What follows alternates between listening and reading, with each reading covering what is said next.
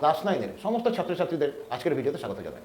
আজকে আমরা চ্যাপ্টার 1 প্রাণী রাজ্যের শ্রেণীবিন্যাস নিয়ে আলোচনা করব। আগের ভিডিওতে আমরা উদ্ভিদ রাজ্যের শ্রেণীবিন্যাস নিয়ে আলোচনা করেছিলাম, আজকের ভিডিওতে প্রাণী রাজ্যের শ্রেণীবিন্যাস নিয়ে আলোচনা করব। এখন এই প্রাণী রাজ্য দুটি গোষ্ঠীতে বিভক্ত। গোষ্ঠী দুটি হলো নন কর্ডাটা এবং কর্ডাটা। এই নন কর্ডাটা কথার মানে হলো অমেরুদণ্ডী এবং কর্ডাটার মানে হলো মেরুদণ্ডী। আজকের ভিডিওতে আমরা শুধুমাত্র নন কর্ডাটা নিয়ে আলোচনা করব। এখন এই নন কর্ডাটা অর্থাৎ অমেরুদণ্ডী পর্ব 10টি পর্বে বিভক্ত। কি কি সেই 10টি পর্ব? না, পরিফেরা, নিগেরিয়া, কিনোফোরা, প্ল্যাটিহেলমিনথিস, নিমাটোডা, অ্যানিলিডা, আর্থ্রোপোডা, মোলাস্কা, একানেডার্মাটা এবং হেমিকর্ডাটা। তবে আজকের ভিডিওতে আমরা প্রথম 5টি অর্থাৎ পরিফেরা, নিগেরিয়া, কিনোফোরা, প্ল্যাটিহেলমিনথিস এবং নিমাটোডা নিয়ে আলোচনা করব। প্রথম পর্বটি হলো পরিফেরা। ভিডিও শুরু করার আগে তোমাদের একটা কথা বলে রাখি। কথাটি হলো যে প্রত্যেকটা পর্বেরই একটি বিশেষ কিছু বৈশিষ্ট্য আছে। এই বিশেষ বৈশিষ্ট্যটাকে চিনে নিয়ে তোমরা মনে রাখবে, তাহলে পরীক্ষার সময় সুবিধা হবে বা কখনো ভুলবে না।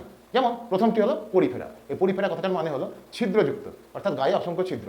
বুঝেছ? তাহলে পরিফেরা কথার মানে হলো বা পরিফেরা প্রাণী মানে হলো ছিদ্রাল প্রাণী, অর্থাৎ ছিদ্রযুক্ত প্রাণী। অর্থাৎ এই পরিফেরা পর্বের প্রাণীদের গায়ে অসংখ্য ছিদ্র বর্তমান। এই ছিদ্রগুলি দু ধরনের হয়।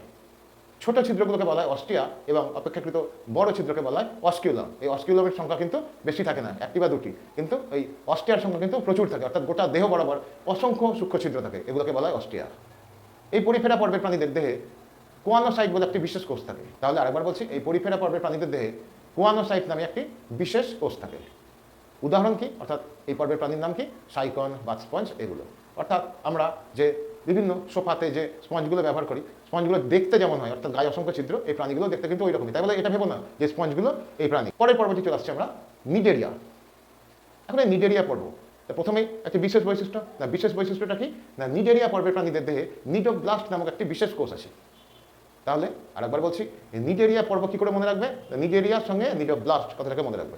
নিডেরিয়া পর্বের প্রাণীদের দেহে নিডোব্লাস্ট নামক একটি বিশেষ কোষ বর্তমান। এই নিডোব্লাস্ট কোষটি কিন্তু একটি বিষাক্ত কোষ। এর মধ্যে নিমাটোসিস্ট নামক একটি চাবুকের মতো অংশ থাকে, যা এদের আত্মরক্ষায় ব্যবহৃত হয়। নিডেরিয়া পর্বের একটি প্রাণীর নাম হলো জেলিফিশ। জেলিফিশ তো দেখতে খুব সুন্দর, তোমরা নিশ্চয়ই টিভিতে দেখেছো, বা কখনো যদি সমুদ্রে যাও তাহলে সেখানে হয়তো আশপাশে পড়ে থাকতে দেখেছো হয়তো।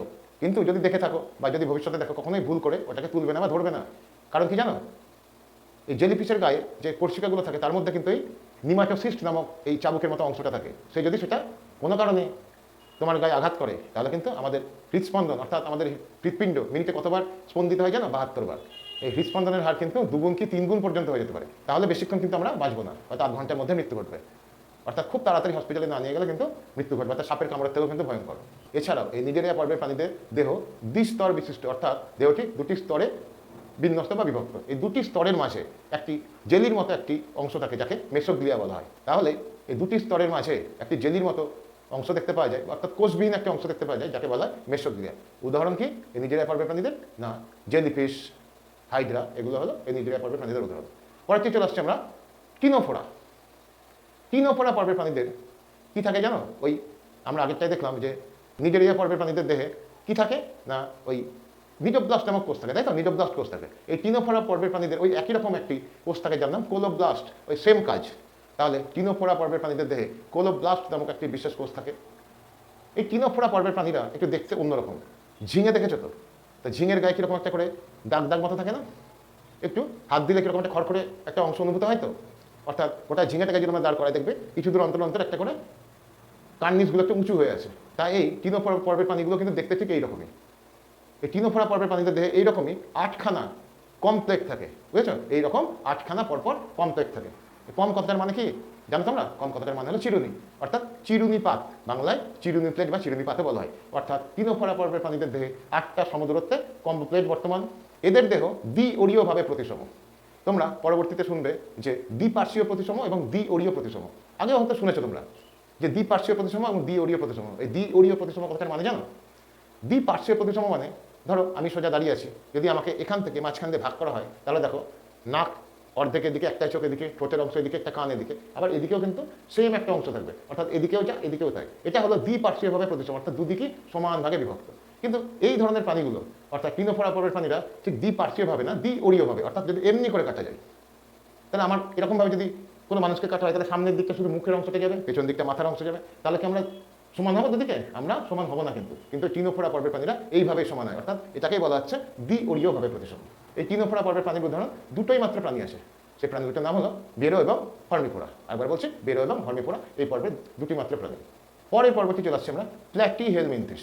এই প্ল্যাটিহেলমিনথিস কথাটির মানে হলো ফিতের মতো দেখতে।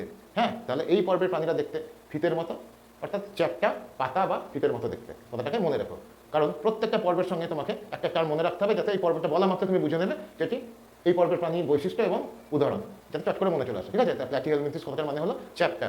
ঠিক আছে, তাহলে চ্যাপ্টা ফিতের মতো দেখতে। এদের দেহ ত্রিস্তর বিশিষ্ট, অর্থাৎ আগেরটায় দেখলাম আমরা নিডারিয়ার ক্ষেত্রে দ্বিস্তর বিশিষ্ট, এক্ষেত্রে কিন্তু ত্রিস্তর বিশিষ্ট। এদের রেচনাঙ্গ হলো শিখাকোষ বা ফ্লেমকোষ। এদের দেহ অসংখ্য খণ্ডযুক্ত। এই মাথার মতো অংশটাকে বলা হয় স্কোলেক্স এবং দেহের প্রতিটা খণ্ডকে বলা হয় প্রোগ্লোটিড। এখন এই প্রাণীটা অদ্ভুতভাবে বৃদ্ধি পায়। কীরকম অদ্ভুতভাবে বৃদ্ধি? না, অন্যান্য প্রাণীদের ক্ষেত্রে কি দেখি আমরা, যে গোটা দেহটাই ধীরে ধীরে একসঙ্গে বড় হয়, তাই তো? অর্থাৎ গোটা দেহটাই, অর্থাৎ পাও বাড়ছে, বডিও বাড়ছে, হাতও বাড়ছে, সব কিছু বেড়েই কিন্তু প্রাণীটা বড় হয় বা আমরা বড় হই। কিন্তু এই প্রাণীটা এভাবে বড় হয় না। ধরো জন্মের সময় এর মাথার মতো অংশটা স্কোলেক্স আছে, আর হয়তো একটা কি দুটো দেহখণ্ড অর্থাৎ প্রোগ্লোটিড আছে। বয়স বৃদ্ধির সঙ্গে সঙ্গে এ কিন্তু ওই প্রোগ্লোটিডগুলোর কিন্তু আকার বাড়ে না, প্রোগ্লোটিডের সংখ্যা বাড়ে। অর্থাৎ দুটো ছিল, তিনটে হলো, তারপর চারটে হলো, পাঁচটা হলো, ছটা হলো, এইভাবে ধীরে ধীরে ধীরে ধীরে সে কিন্তু বৃদ্ধিপ্রাপ্ত হতে শুরু করে। বুঝেছো কথাটা? তাহলে এ কিন্তু সরাসরি বাড়ে না, দেহখণ্ড বৃদ্ধির মাধ্যমে এর দৈর্ঘ্য বৃদ্ধি ঘটে। উদাহরণ হলো টিনিয়া, অর্থাৎ পিতাকৃমি, যকৃৎ কৃমি, এগুলো। লাস্ট পর্বটি চলে আসছে আমরা নিমাটোডা।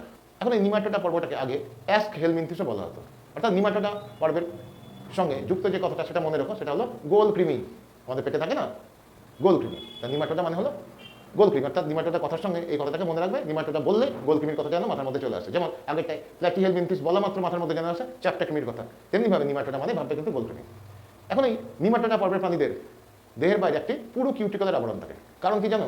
কারণ এই কৃমি তো আমাদের পেটে থাকে, আর পেটে বিভিন্ন রকম আন্তরিক রস, যেগুলো কিন্তু ভীষণই অ্যাসিড, অর্থাৎ অ্যাসিডিক, এই অ্যাসিডের প্রভাবে যাতে তাদের দেহ গলে না যায়, তার জন্য তাদের দেহের বাইরে একটি পুরো কিউটিকলের আবরণ থাকে। এদের রেচনাঙ্গের নাম রেনেট কোষ, রক্ত সংবহনতন্ত্র অনুপস্থিত, আর এদের দেহে ছদ্মশীলম বর্তমান। উদাহরণ হলো গোলকৃমি, অর্থাৎ অ্যাসকারিস, গোথকৃমি, এগুলো।